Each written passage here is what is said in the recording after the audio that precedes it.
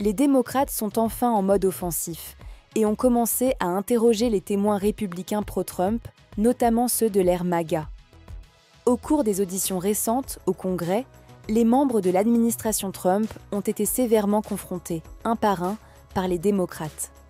Par exemple, Kristi Noem, la secrétaire à la sécurité intérieure sous Trump, a été mise à mal lors de son contre-interrogatoire.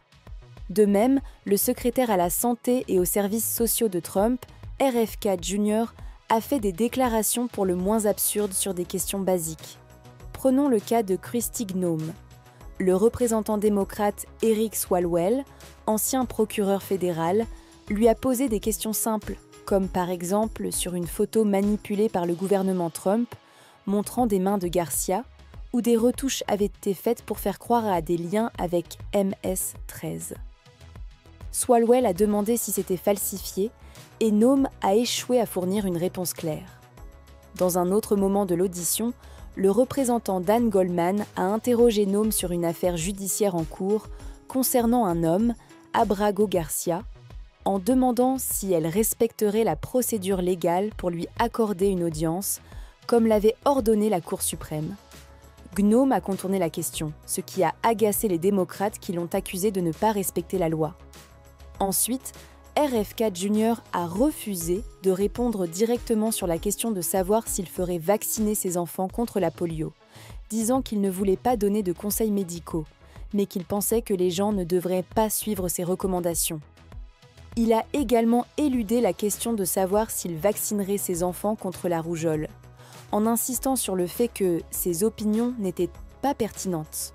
Les confrontations ont continué avec des questions sur la gestion des expulsions et des droits des immigrants.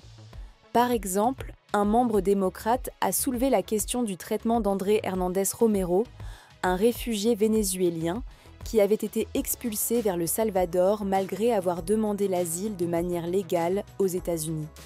Les autorités n'ont fourni aucune autre preuve tangible, à part des tatouages, pour justifier son expulsion.